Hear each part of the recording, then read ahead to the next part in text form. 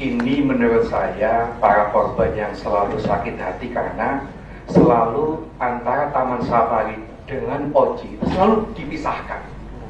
Padahal menurut para korban sebelum ada Taman Safari ya Oji, sehingga sukses menjadi kaya, bikin Taman Safari 1, bikin 2 kriket, bikin di Bali, itu ya berkat Oji.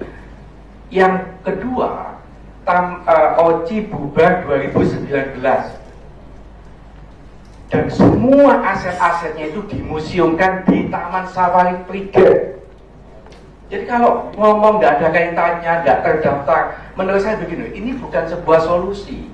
Tadi yang disampaikan Pak Beduk itu udah tahu sama hukum. Tapi pemilik Oji, pemilik Taman Safari itu satu kesatuan. Wajar kalau korban itu Ojinya udah nggak ada sekarang. Yang didapat ya Taman Safari, karena pemilik Oji mereka gitu loh. Jadi kalau ini terus, maka nggak akan pernah ada solusi karena tidak pernah mengakui. Tetapi begini, melihat masalah ini sebenarnya mudahnya adalah dilihat dari mengambil 60 bayi untuk dididik menjadi pemain seni.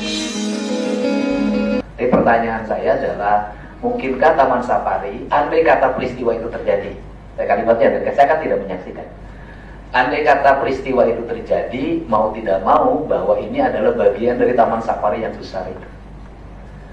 Dan Taman Safari juga akan besar kalau nggak pakai tanah negara, tanah PTPN, tanah kehutanan, ya kan? Dan bisa jadi dari yang ada itu juga belum tentu benar semua. Saya orang yang lagi konsen ke Bogor hari ini. Jadi bagi saya, ini kan kalau kita ini terus-terusan tidak akan pernah berakhir. Kedua-duanya meninggalkan luka. Yang satu merasa benar secara normatif, yang satu merasa benar secara psikis dan secara emosi.